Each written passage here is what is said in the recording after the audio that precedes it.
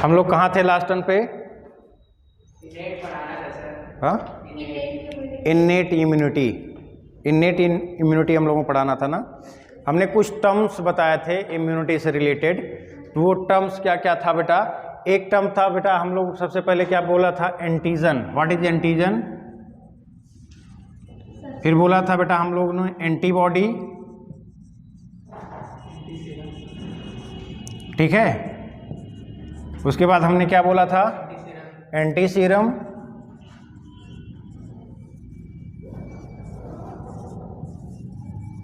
उसके बाद हमने क्या बोला था, बताया था आपको? वेनम। उसके बाद agglutination.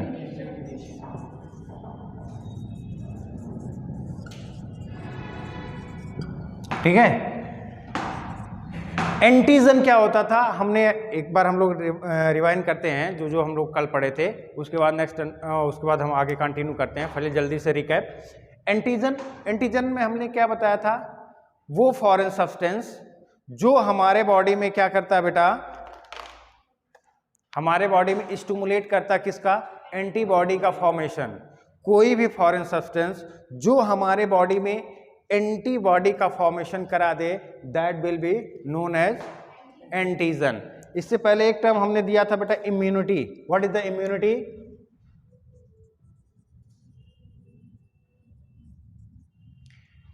What is the immunity? Resistance of the body against the pathogen. Immunity क्या है? सिंपल शब्द में अगर हम बात करते हैं तो resistance of the body against the pathogen, that will be known as immunity. तो फिर हमने क्या, हमारे पास हमने कहा था कुछ टर्म्स आएंगे जो फर्दर इन फ्यूचर जब हम लोग आगे पढ़ेंगे। वो टर्म्स क्या क्या थे? सबसे पहले था एंटीजन। हमने बताया था वो कोई भी फॉरेन पार्टिकल, कोई भी सब्सटेंस जो हमारे बॉडी में एंटीबॉडी का फॉर्मेशन करा दे, that will be known as antigen. Antibody क्या होती है बेटा? एंटीबॉडी में हमने क्या बताया था? एंटीबॉडी बोलो, एंटीबॉडी में हमने क्या बताया था? What is the antibody? Antibody जो होती है बेटा, ये कॉम्प्लेक्स ग्लाइकोप्रोटीन है। एंटीबॉडी क्या है? कॉम्प्लेक्स ग्लाइकोप्रोटीन है जो कि सिक्रीटेड की जाती है किससे? बी लिम्फोसाइट से, और अगेंस्ट द किसके? किसी एंटीजन के, एक स्पेसिफिक एंटीजन के अगेंस्ट क्या होती है? सिक्रीटेड होती है। ठीक है। तो अगर हम आपसे पूछें व्हाट इज द एंटीबॉडी, तो क्या बोलोगे? It is the complex glycoprotein secreted by B lymphocyte against the particular antigen. ठीक, आई बात समझ में? कंफर्म। अगर हम बात करते हैं what is the anti serum, हमने बताया था बेटा एंटी सीरम, हमने कहा था कि कुछ ऐसे एनिमल्स, मतलब एनिमल्स से हम लोग एक्सट्रैक्ट करते हैं एक स्पेसिफिक टाइप ऑफ एंटीबॉडी। ठीक है। एनिमल के सीरम से हम लोग क्या करते हैं? एनिमल से कुछ स्पेसिफिक टाइप ऑफ एंटीबॉडी को एक्सट्रैक्ट करते हैं, that will be known as anti serum. Venom क्या होता है? ये पॉइजन है। आपने snake poison, some insect poison को हम क्या बोलते हैं? वेनम। और एग्लूटिनेशन क्या होता है? What will be agglutination? Antigen और एंटीबॉडी का रिएक्शन। ठीक है। Reaction of antigen and antibody, it is known as agglutination. अगर हम जो एग्लूटिनेशन, जो हमने एग्लूटिनेशन बोला है बेटा, अगर हम उसकी स्टडी करें तो इसको हम क्या बोलते हैं? सीरोलॉजी। ठीक है। क्या बोलते हैं? स्टडी ऑफ एंटीजन और antibody is known as study of reaction of antigen and antibody is known as serology. ठीक है। एंटीजन और एंटीबॉडी का जो रिएक्शन है उसको हम क्या, उसकी स्टडी को हम क्या बोलते हैं? सीरोलॉजी। ठीक। इसके बाद हमने बेटा इम्यूनिटी की बात की थी। इम्यूनिटी को हमने दो पार्ट में डिवाइड किया था।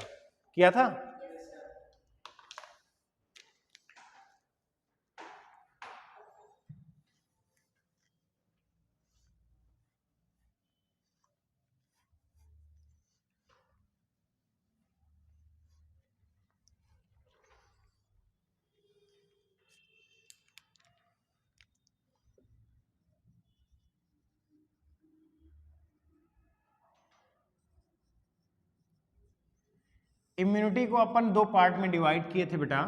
पहला क्या था बेटा? Acquired immunity. और दूसरा बेटा क्या था, इन्नेट।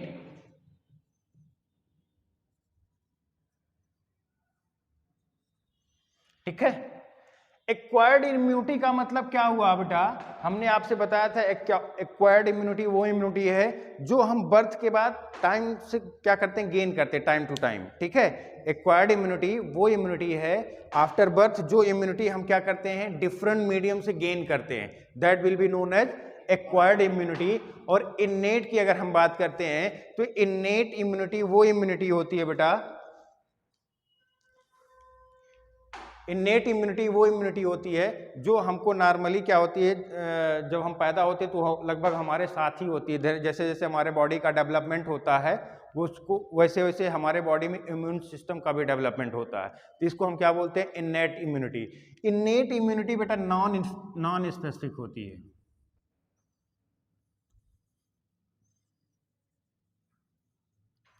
और बेटा अगर हम बात करते हैं एक्वायर्ड इम्यूनिटी, ये एक पर्टिकुलर डिजीज के लिए होती है, तो क्या होती है, ये स्पेसिफिक होती है। ठीक है, कैसी होती है बेटा,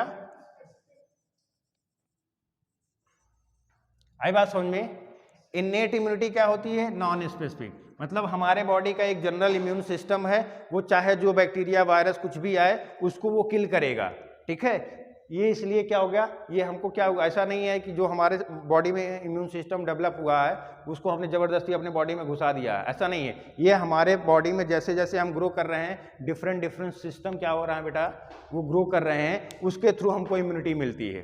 ठीक है, लेकिन ये क्या है, एक्वायर्ड क्या है कि हम पर्टिकुलर चीज़ के लिए इम्यूनिटी डेवलप कर रहे हैं। जैसे इस टाइम पे कोरोना का वैक्सीनेशन हम लोग कर रहे हैं, ऐसा नहीं कोरोना का वैक्सीन लगाने के बाद ऐसा थोड़ा ना हमको बुखार आना बंद हो जाएगा। ठीक है, ऐसा नहीं कि हमको क्या नाम डायरिया नहीं होगा, वो वैक्सीनेशन इसलिए लगाया जा रहा है कि हमें कोरोना फर्दर ना हो। ठीक है, जो वैक्सीनेशन लगा रहे हैं तो वो किस में आएगा, एक्वायर्ड इम्यूनिटी में आएगा।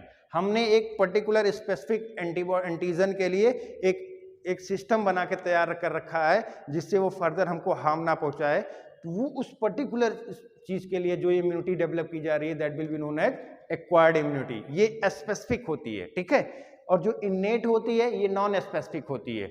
जैसे हम क्या है, हम पर डे जा रहे हैं, जैसे भी हम घर से कहीं पे भी हम हजारों लाखों बैक्टीरिया या वायरस से इंटरेक्ट होते हैं, वो इंटरेक्शन में क्या होता है, कुछ ही ऐसे बैक्टीरिया या वायरस होते हैं जो हमारे बॉडी को क्या करते हैं, अफेक्ट कर पाते हैं, बाकी सारों से हमारी बॉडी का सिस्टम, इम्यून सिस्टम क्या है, लड़ता रहता है। वो हमें कोई स्पेसिफिक बैक्टीरिया वायरस तो पता नहीं है, यहाँ पे जाएंगे टीबी का बैक्टीरिया है, वहाँ एक कदम आगे चलें तो कोई और बैक्टीरिया आ गया, ऐसा तो होता नहीं। चाहे जो आ रहा हमारी बॉडी लड़ रही है, वो किसकी वजह से लड़ रही है, इन्नेट इम्यूनिटी से मेनली। ठीक है, आई बात समझ में। अगर हम पर्टिकुलर वैक्सीनेशन या कुछ ले रहे हैं तो उसके लिए कौन सा हो जाएगा, एक्वायर्ड। कंफर्म, याद रहेगा। अब अगर हम बात करते हैं एक्वायर्ड इम्यूनिटी की, तो एक्वायर्ड इम्यूनिटी को फर्दर हम लोग क्लासीफाई करते हैं कितने पार्ट में बेटा, 2 पार्ट में। एक कौन सा बेटा, नेचुरल, दूसरा क्या है, सॉरी एक एक्टिव है, दूसरा क्या है, पैसिव है।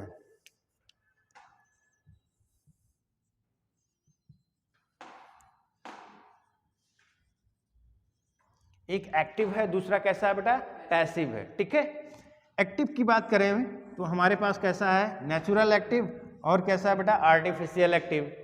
बोलो, एक हमने क्या किया, नेचुरल इन्फेक्शन कराया,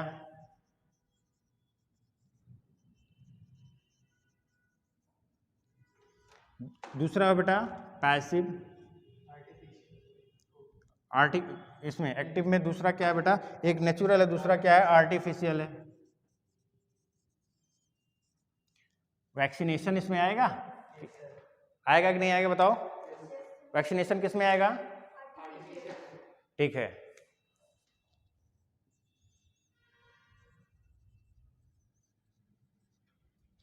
अगर हम पैसिव की बात करें,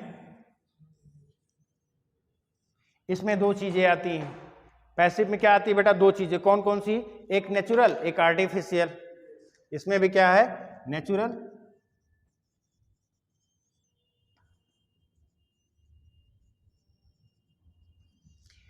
नेचुरल में हमने कहा था नेचुरली हमारे बॉडी में, जब हम आगे चल के फर्दर एंटीबॉडी आपको पढ़ाएंगे तो उसमें हम आपको बताएंगे डिफरेंट टाइप की एंटीबॉडी होती हैं। ठीक है, तो एक होता है इम्यूनोग्लोबुलिन की बात करें तो IgG और IgA।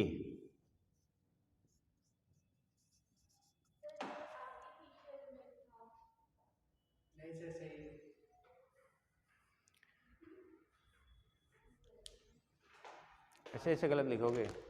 और आर्टिफिशियल में क्या था, एंटी सीरम था, ठीक है।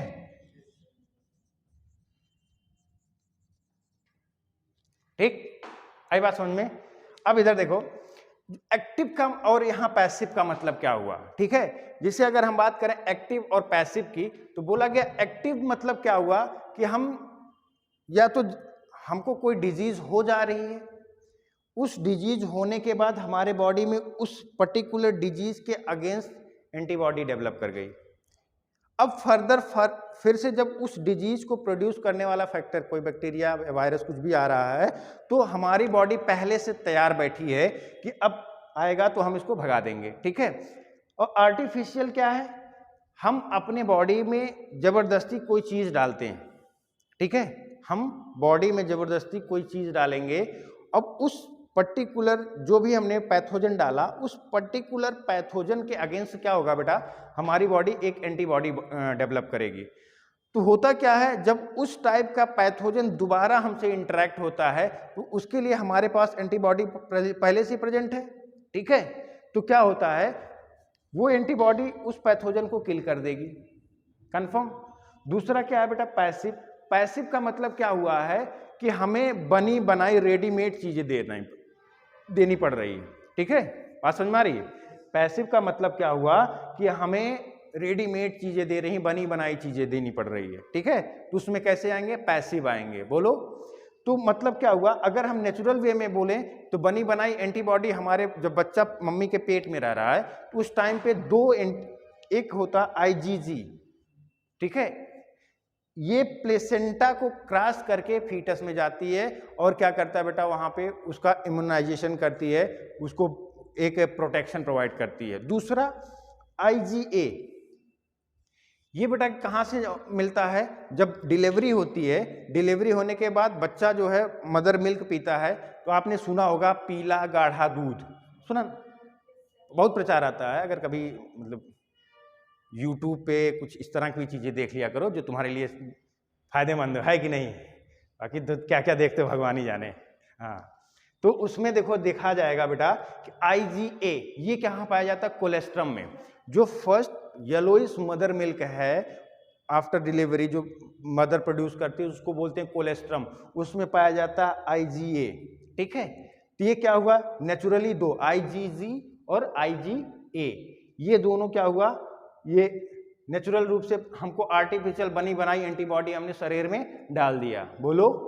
दूसरा क्या है बेटा, आर्टिफिशियल में की बात करें तो एंटी सीरम, अभी हमने बताया था एंटी सीरम, किसी पर्टिकुलर एनिमल के बॉडी से क्या किया, वहां से कुछ एंटीबॉडी डेवलप करी है उसके प्लाज्मा में, उस एंटीबॉडी को हमने निकाला और दूसरे शरीर में लगा दिया। जैसे अपने अभी कोरोना में सुना था ना, प्लाज्मा डोनेशन करने के लिए, बोलो। तो उसमें क्या ही कर रहे थे, उसमें बोला गया कि जो लोग कोविड से रिकवर हो गए हैं, अब कोविड से रिकवर होने के बाद क्या हुआ, उनके प्लाज्मा में एंटीबॉडी थी, अब हम उस प्लाज्मा को एक्सट्रैक्ट करेंगे, वहां से एंटीबॉडी निकाले, डायरेक्ट क्या करें, इंजेक्ट किए। अब जो बंदा है कोविड से, जिसको कोविड हुआ है या जिसको इन्फेक्शन है, अब क्या करेगा बेटा, हम डायरेक्ट उसको एंटीबॉडी का सप्लाई दे रहे हैं, तो उसकी रिकवरी जल्दी हो सकती है, कंफर्म, याद रहेगा, बोलो। अब हम बात करते हैं इन्नेट की। इन्नेट इम्यूनिटी कैसी होती है बेटा, ये फिजिकल है, सॉरी, इन्नेट इम्यूनिटी की अगर हम बात करें तो ये क्या है, नॉन स्पेसिफिक है, ठीक है। इसमें क्या क्या आता है, इसमें आता है बेटा फिजिकल या एनाटॉमिकल बैरियर। इन्नेट इम्यूनिटी, हम लोग इन्नेट लिखने वाले थे ना, यहां तक हम लोग पढ़ चुके हैं, हेडिंग डालो बेटा innate, innate immunity.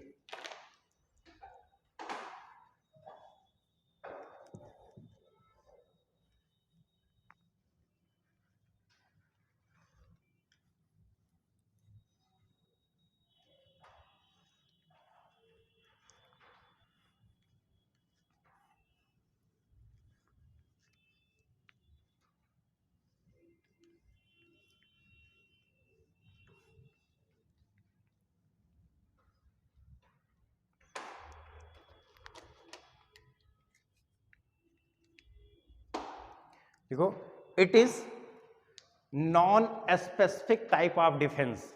Innate immunity में क्या लिखना, लिखो it is non specific type of defence which is present at time of birth, which is present at time of birth.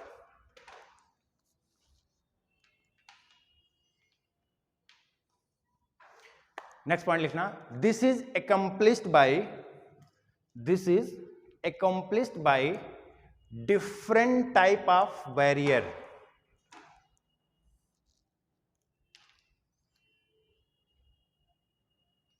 It is accomplished by providing different type of, it is accomplished by providing different type of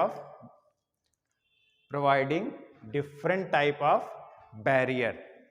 कौन कौन सा barrier आता है बेटा, हमने बताया था, एक होगा बेटा फिजिकल, जिसको बोलते हैं एनाटॉमिकल बैरियर। फर्स्ट लिखो बेटा,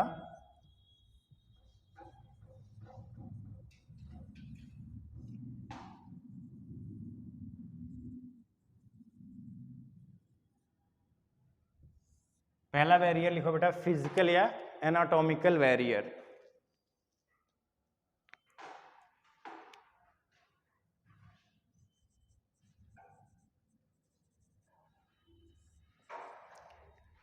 इसमें फिजिकल या एनाटॉमिकल बैरियर में दो चीजें आती हैं बेटा, एक आता है स्किन, दूसरा आता है म्यूकोसा। क्या क्या आता है इसमें, दो चीजें आती हैं।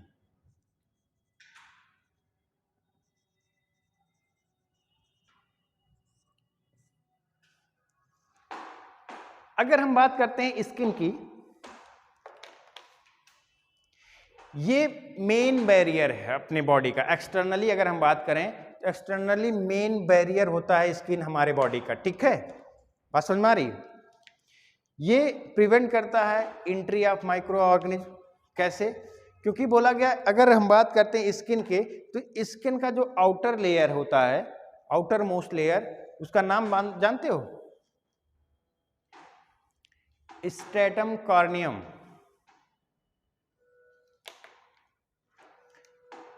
आउटर लेयर अगर स्किन की बात करें,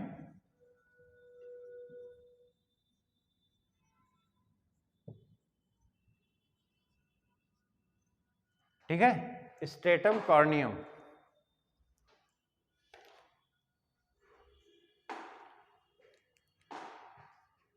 अच्छे से लिख दें, ठीक, स्ट्रेटम कॉर्नियम। बोला गया जो आउटर लेयर होती है हमारी स्किन की, कैसी होती है, डेड होती है। कैसी होती है, डेड होती है। अब डेड लेयर, आउटर लेयर जो है सबसे ऊपरी वाली लेयर, ये कैसी है, डेड है। अब इस पे कोई बैक्टीरिया, वायरस कुछ भी आया, ये ग्रो इस पे नहीं कर पाएगा। दूसरी बात बोला गया कि हमारे जो स्किन है, आउटर मोस्ट सरफेस स्किन है स्किन का, इसका पीएच क्या होता है, तो बेटा एसिडिक पीएच होता है, ठीक है। कैसा पीएच होता है, एसिडिक पीएच पे होता है। इसके वजह से कोई भी माइक्रो ऑर्गेनिज्म क्या होता है, इस पे ग्रो नहीं कर पाता है, ठीक। तो फर्स्ट बैरियर, आउटर बैरियर अगर हम बात करें या लार्जेस्ट बैरियर की बात करते हैं, जो फर्स्ट बैरियर है जो एनाटॉमिकली, उसमें क्या होगा, स्किन। स्किन में बोला गया आउटर, ये स्किन प्रिवेंट करता है एंट्री ऑफ माइक्रो ऑर्गेनिज्म का। कैसे प्रिवेंट करता है, बोला गया इसका जो आउटर सरफेस है, वो आउटर सरफेस कैसा होता है, डेड होता है। आउटर सरफेस कौन सा होता है, स्ट्रेटम कॉर्नियम, ठीक है, मालूम होगा ना, वेरी गुड। इसके बाद का कौन सा लेयर होता है, होमवर्क, ठीक।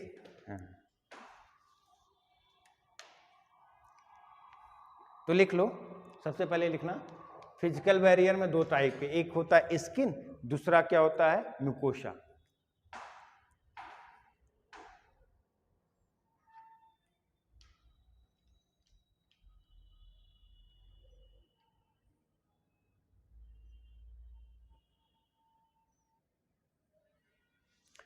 अच्छा, म्यूकोसा, म्यूकस सिक्रीशन वाली सेल्स जो म्यूकस का सिक्रीशन कर रही हैं, जैसे हमारे रिस्पायरेटरी सिस्टम में पाया गया, हमारे जो है जीआईटी सिस्टम में पाया गया इनर लेयर जो होती है सबसे म्यूकोसा की लेयर, ये क्या कर रहे हैं, म्यूकस का सिक्रीशन करती हैं।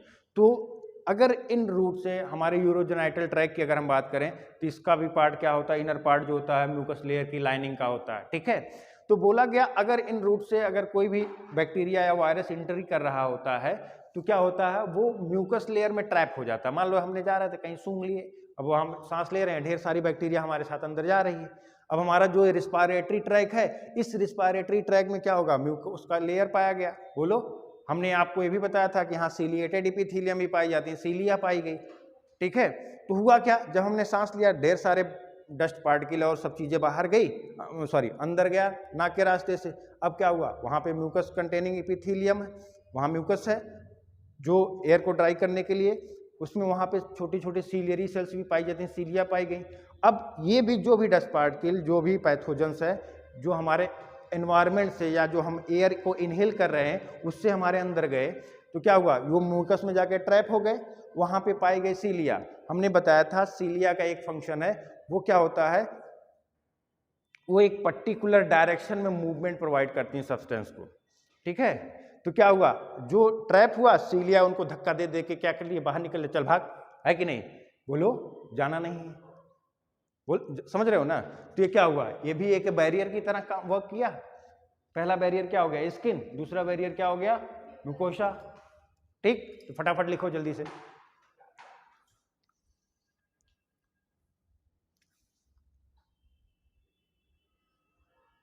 लिखो स्किन, लिखो skin on our body is main barrier, skin on our body is main barrier which prevent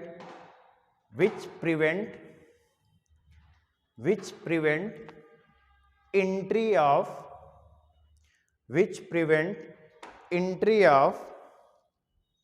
microorganism. Next point,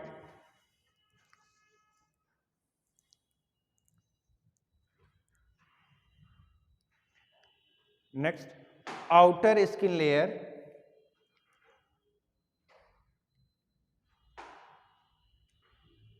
is dead,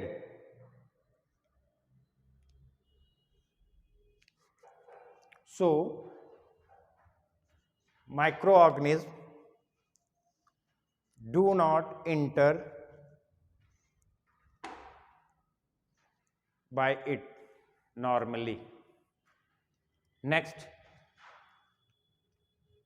pH की अगर हम बात करते हैं तो हमारे जो स्किन का आउटर लेयर का जो अगर हम बात करें तो बोला गया ये एसिडिक पीएच होता है। पीएच की रेंज अगर आपसे कोई पूछता है तो क्या बताओगे, 3 से 5, 3 to 5, ठीक है।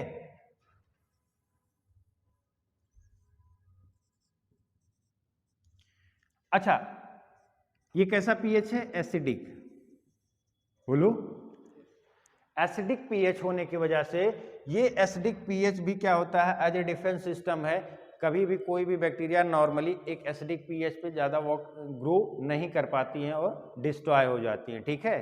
नेक्स्ट पॉइंट लिख लेना,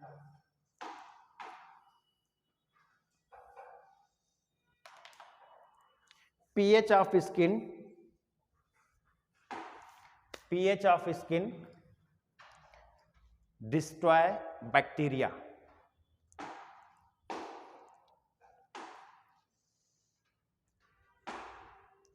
नेक्स्ट लिखना बेटा, हेडिंग डालो म्यूकोसा, फटाफट जल्दी जल्दी थोड़ा सा,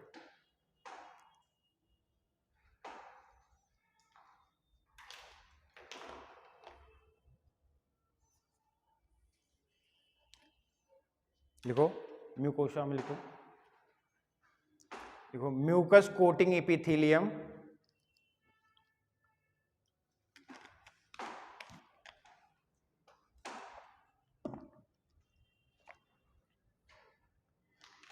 mucus coating epithelium line of GIT respiratory, GIT gastrointestinal tract, GIT respiratory and urogenital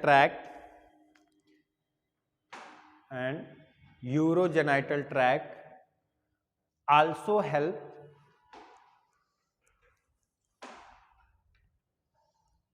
in trapping microorganism.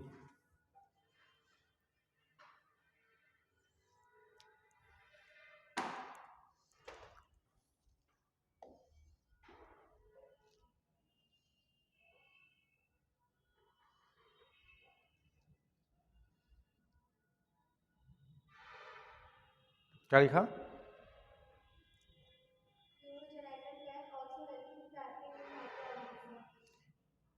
Microbes. अच्छा ठीक. नेक्स्ट पॉइंट लिखो. Mucosa contain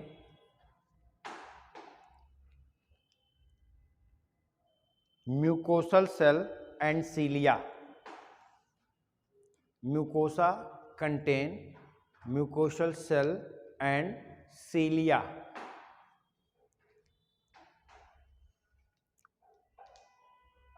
Next, mucosa trap the microorganism and cilia repel the microorganism. हमने क्या बताया कि जैसे मान लो कोई माइक्रो ऑर्गेनिज्म इंटर किया थ्रू द नोज, इधर देखो, कोई भी माइक्रो ऑर्गेनिज्म इंटर किया हमारे थ्रू द नोज, आगे म्यूकस लाइनिंग, वहां जाके ट्रैप हो गया, पकड़ गया, चिपक गया वहां पे. ठीक है. अब क्या होगा, वहां पे प्रेजेंट सीलियरी सेल्स है, वो सीलियरी सेल्स उनको क्या करेंगे, एक पर्टिकुलर डायरेक्शन में मूव करा देंगी, वो क्या होगा, हमारे नाक से बाहर आ जाएगा. ठीक, इन नॉर्मल फिजियोलॉजी. ठीक है. अब ऐसा मत पूछना सर ऐसा हम बीमार काहे होते हैं जब इतना सिस्टम बना हुआ है कि नहीं, ये नॉर्मल कंडीशन में है. ठीक है. अब मान लो इसके बाद भी हम बीमार पड़ते हैं तो कहीं ना कहीं हमारा इम्यून सिस्टम वीक होता है. ठीक है, तब हम बीमार पड़ते हैं. आई बात समझ में? कंफर्म. नेक्स्ट हेडिंग डालो बेटा. Physiological barrier. ये क्या है? फिजिकल बैरियर है. नेक्स्ट है क्या बेटा?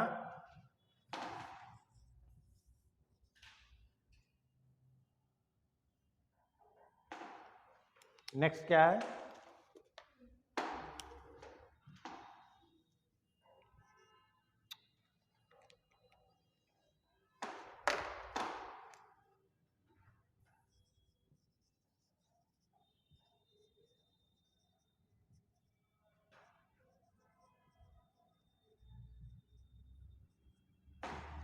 फिजियोलॉजिकल बैरियर की अगर हम बात करें तो फिजियोलॉजिकल की बैरियर में तीन चीजें आती हैं बेटा. एक फीवर, दूसरा है बेटा पीएच, तीसरा बेटा सिक्रीशन. फिजियोलॉजिकल बैरियर तीन चीजों को इंक्लूड करती है. ठीक है. बोला गया फीवर. एक्चुअली फीवर जो हमको होता है, एक चीज याद रखना, जो हमें फीवर होता है ये हमारे बॉडी का एक डिफेंस मैकेनिज्म है. क्यों? क्योंकि बेटा क्या होता है, एक जैसे जैसे हम टेम्परेचर इंक्रीज करते हैं, जो माइक्रो ऑर्गेनिज्म है उनका ग्रोथ कम होता है, रिटार्ड होने लगता है. ठीक, बोलो. तो क्या होता है, जब कोई भी माइक्रो ऑर्गेनिज्म हमारे बॉडी में इंटर कर जाता है तो हमारी बॉडी का फिजियोलॉजी, हमारी बॉडी का जो डिफेंस मैकेनिज्म है वो क्या कहता है कि हम अगर अपना टेम्परेचर को बढ़ाना शुरू कर दें, टेम्परेचर को बढ़ाना शुरू कर दें तो जो माइक्रो ऑर्गेनिज्म है वो प्रॉपरली ग्रो नहीं कर पाएगा हमारे बॉडी के अंदर. लेकिन दूसरी चीजें क्या होती है, एक लिमिट से ज्यादा हम अपना बॉडी का टेम्परेचर नहीं बढ़ा सकते हैं. ठीक है. इसीलिए हमको जब फीवर ज्यादा होने लगता है तो हम एंटीपायरेटिक जो है मेडिसिन यूज करते हैं. ठीक है. क्यों करते हैं? क्योंकि बेटा अगर एक सर्टेन लिमिट से हमारे बॉडी का टेम्परेचर ज़्यादा बढ़ जाएगा तो जो हमारे वाइटल ऑर्गन है वो क्या होंगे, डैमेज होना शुरू हो जाएंगे. ठीक है. तो क्या होता, जो फीवर है ये डिफेंस मैकेनिज्म है. फीवर एक बताता है कि हमारे बॉडी में क्या है, किसी पर्टिकुलर माइक्रो ऑर्गेनिज्म की एंट्री हो गई जिसको किल करने की, इसकी ग्रोथ को सप्रेस करने के लिए हमारी बॉडी क्या कर रही है, अपना टेम्परेचर इंक्रीज कर रही है. कंफर्म. ठीक. दूसरा भी हमने बताया ही कि एसिडिक पीएच पे, जैसे हमारा स्टमक का पीएच कितना है, एक हाईली एसिडिक पीएच है अपने स्टमक का, ओरल कैविटी हो गया, वेजाइना हो गया, इन सब में क्या होता है, एक एसिडिक पीएच है। हमारा ओरल कैविटी हो गया, हमारा स्टमक हो गया, अगर फीमेल की बात करें तो उस वेजाइना हो गई, ये सब क्या है, एक एसिडिक पीएच को कंटेन करती हैं। ठीक है, अब एसिडिक पीएच पे भी क्या होता है, जो भी माइक्रो ऑर्गेनिज्म है उनका ग्रोथ रिटार्डेशन होता है, उनका ग्रोथ नहीं हो पाता है। ठीक, नेक्स्ट उसमें हम बात करते हैं सिक्रीशन की। तो बोला गया जैसे हमारे बॉडी का कुछ सिक्रीशन है, जैसे हमने कहा सलाइवा हो गया, हमारे टीयर हो गए, ठीक है, इसमें एक एंजाइम पाई जाती है जिसको बोलते हैं लाइसोजाइम। ये लाइसोजाइम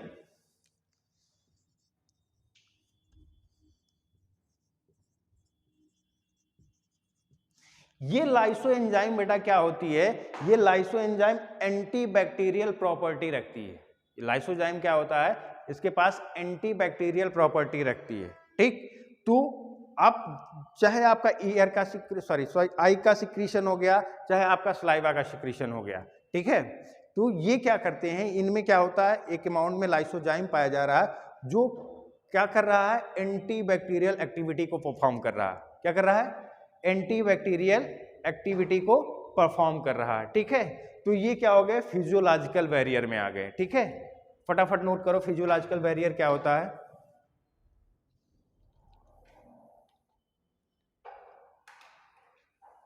देखो इसमें लिखो फिजियोलॉजिकल बैरियर में, some physiological factor of our body, some physiological factor of our body create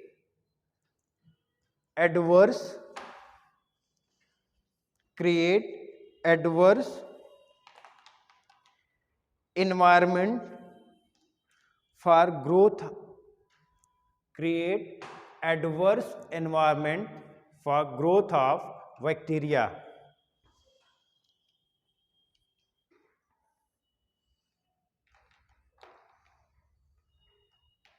ठीक है, तो इसमें क्या क्या आएगा, acid in stomach, tier in I, saliva in mouth, बोलो ये सारी चीजें आएंगी, टीयर फ्रॉम आईज। इसमें क्या क्या आएगा बेटा, लिख लो, फीवर, पीएच एंड सिक्रीशन। सबसे फीवर लिखो, उसमें एक दो लाइन लिख लो, फीवर में लिखना high temperature of body,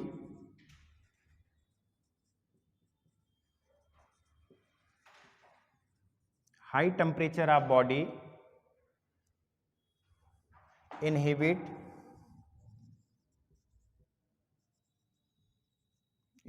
the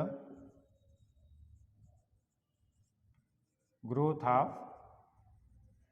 microorganism। ऐसे सेम एसिडिक पीएच माउथ का, एसिडिक पीएच किसका, सलाइवा का, हमारे स्टमक का, ठीक है, वजाइना का, ये सब क्या है, यहाँ पे एसिडिक पीएच पाए जाते हैं, जिसकी वजह से क्या होता है, माइक्रो ऑर्गेनिज्म का ग्रोथ रिटार्डेशन होता है, रिटार्डेशन होता, ग्रो नहीं कर पाता। नेक्स्ट है बेटा सिक्रीशन। सिक्रीशन में क्या होगा बेटा, secretion of body like I, लिखो सिक्रीशन में एक line, secretion of body like eyes, sebum contain lysozyme, sebum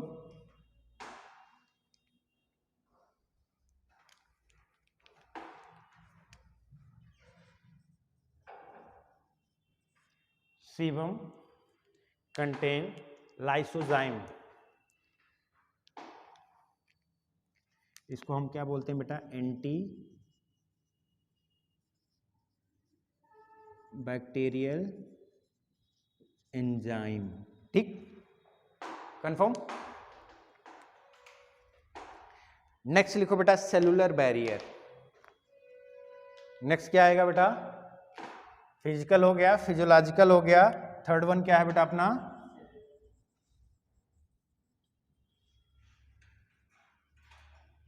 cellular barrier. Cellular barrier की अगर हम बात करें,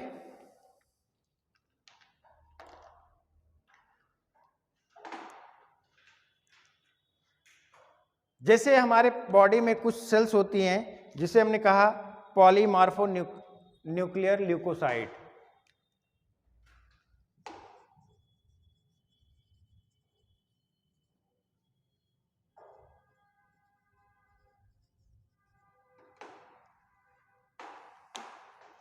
पॉलीमार्फो न्यूक्लियर ल्यूकोसाइट।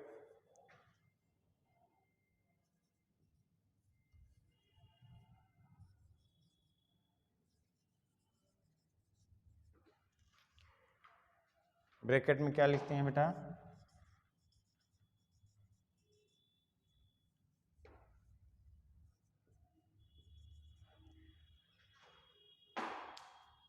पॉलीमार्फोन्यूक्लियर ल्यूकोसाइट। ठीक है, पॉलीमार्फोन्यूक्लियर मतलब क्या हुआ? ऐसी सेल्स जिसमें जो उनका न्यूक्लियस है वो कई पार्ट में है। ठीक है, आई बात समझ में? अगर आप न्यूट्रोफिल्स की बात देखते हैं, अगर कभी देखा होगा, पढ़ा होगा, तो न्यूट्रोफिल्स में जो न्यूक्लियस होता है 5 लोब्ड होता है, इसलिए इसका नाम, दूसरा नाम क्या है? न्यूट्रोफिल्स।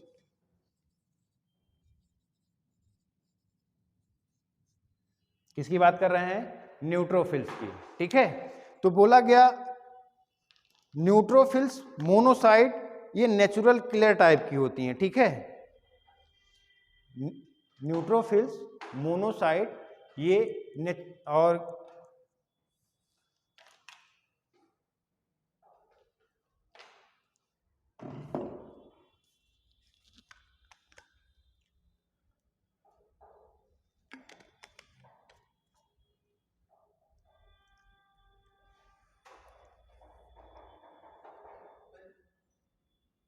कितना टाइम हुआ? 37। चलो अभी चलें।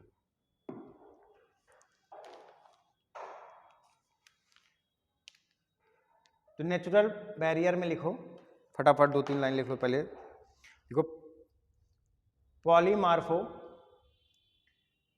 Nuclear leucocyte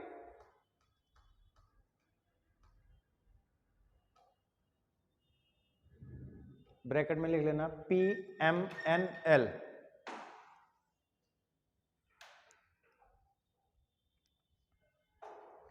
neutrophils bracket close, monocyte and natural killer cell, ये सब क्या है? टाइप ऑफ ल्यूकोसाइट है। ठीक है, क्या है बेटा ये सब?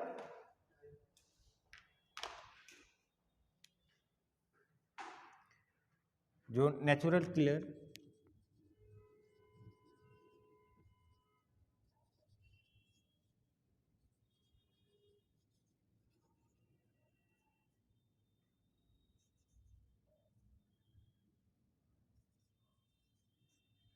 ठीक है, lymphocytes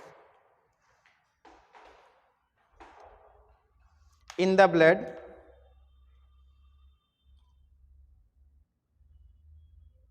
in the blood as well as macrophage in the tissue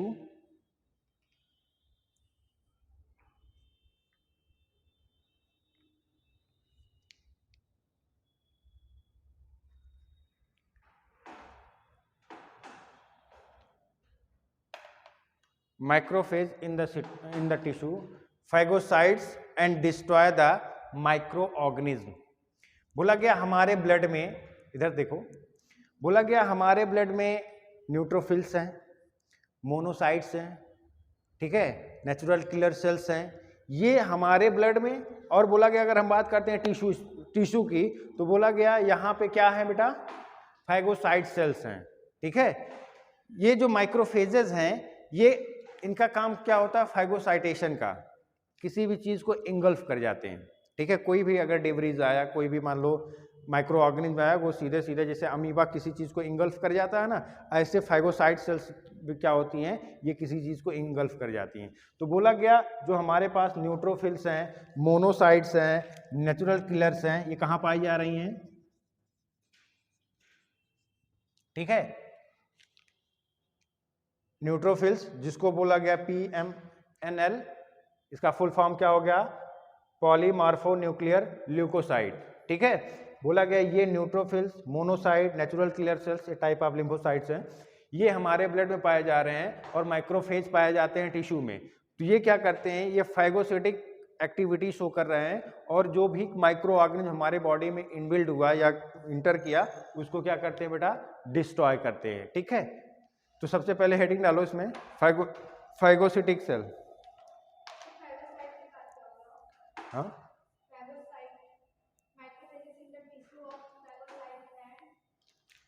destroy microbes, phagocytize and destroy microbes. Heading डालो बेटा, फाइगोसिटिक सेल।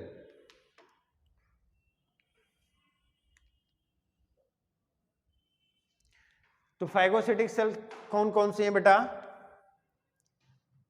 इसको इरेज करते हैं।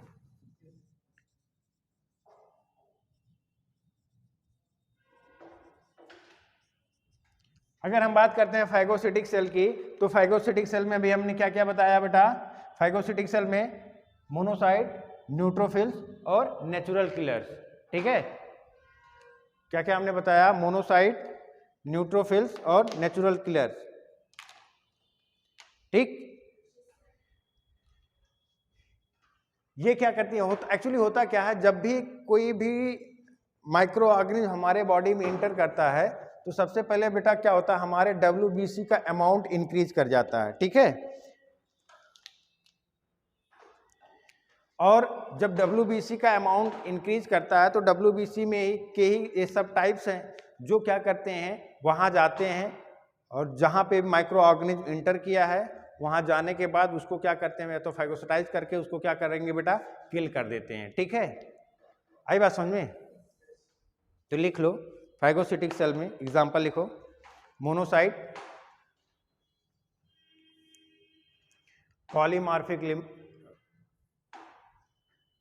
पॉलीमार्फिक न्यूक्लियर ल्यूकोसाइट सेल, जिसको बोलते हैं neutrophils,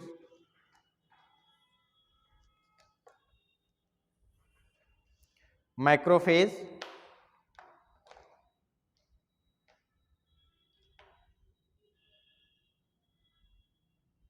in response to pathogenic infection,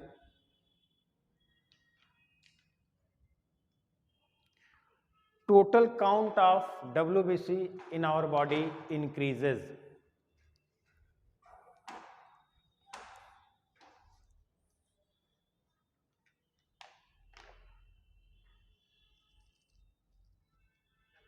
अच्छा, बात करते हैं मोस्ट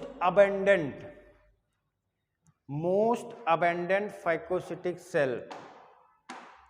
मोस्ट अबेंडेंट फाइगोसाइट्स कौन कौन सी होती हैं बेटा, माइक्रोफेज और न्यूट्रोफिल्स होती हैं। ठीक है, तो नेक्स्ट पॉइंट लिख लेना, most abundant phagocytic cell is macrophage and neutrophils. Most abundant phagocytic cell is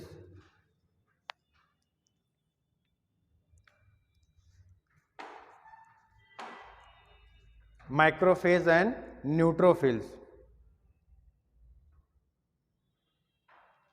ठीक है, नेक्स्ट पॉइंट लिख लेना, macrophage are large irregular shape that engulf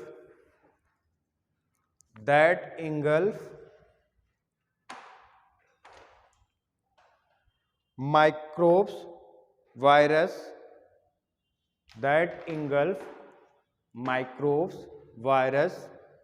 cell debris,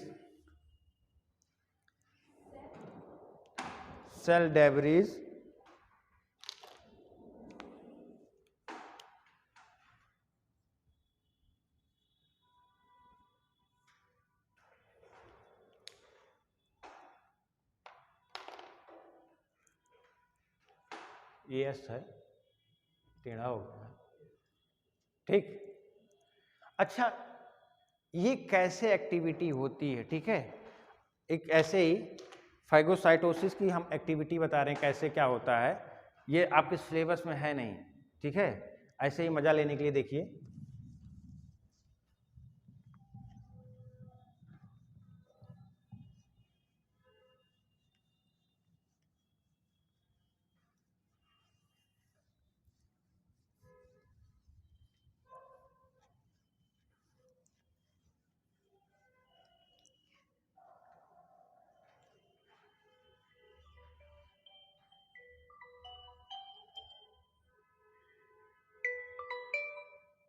hello, हाँ क्लास में, हाँ बंद करो।